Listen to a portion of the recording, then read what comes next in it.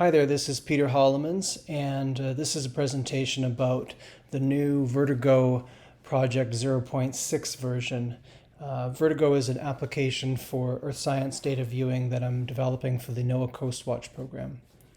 So first of all, I'll talk about and show the data view window, which has got a lot of new functionality since the last version. I'll show the menu options that you have to use, the installation packages, where to get them, and then I'll do a little demo.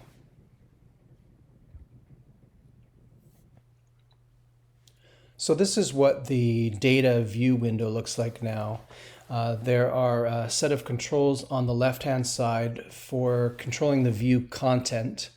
And so you can pick the data set that you're looking at, and that includes, in this version, some demonstration scientific data sets as well as image data sets.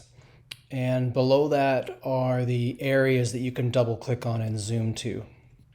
Now you can use this button right here to hide that panel so you have a larger view area. Along the top, you can control the date and time for data sets that have multiple time steps, and also the level for data sets that have depths or atmospheric levels.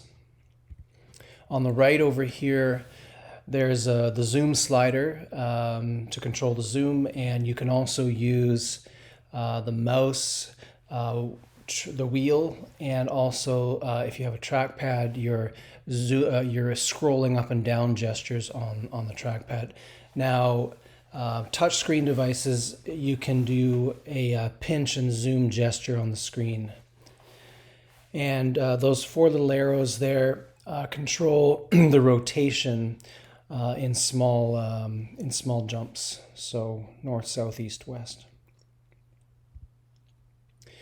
For scientific data sets, you have a color bar legend at the bottom there, and finally at the very bottom you have a legend that shows your cursor position on the right and the source of the data in the middle there, and on the left hand side the date, time, and level that are currently selected.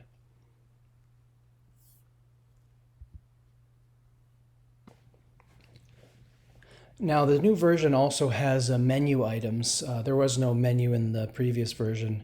And so here in the file menu, you can open a new project file and close the current one. Also save a snapshot of the current view. You can save in a number of different image formats. In the view menu, you can enable and disable dark mode, which just changes the way the user interface elements look. Might be a little easier on your eyes. There's a option there to go into full screen mode, also to remove and show again the latitude longitude lines, and the auto date time selector lets you automatically jump to the corresponding time when you change data sets. It's currently turned off initially, but you can experiment with that. By default, without it turned on, it just shows you the most recent data. Now under the view size menu, you've got a couple options here to, if you're going to do a snapshot, sometimes it's useful to have a constant size. And so if you want to have a 4:3 aspect ratio image that you're saving, or 16:9, or a square one, you can set that here, and it will change the view size accordingly. You have some keyboard shortcuts for the zooming in and out and rotation controls. And finally, the help menu, you can pull up a help dialog, and also the about dialog, which shows the version of Vertigo and some of the information on the Java version and the platform that it's running on.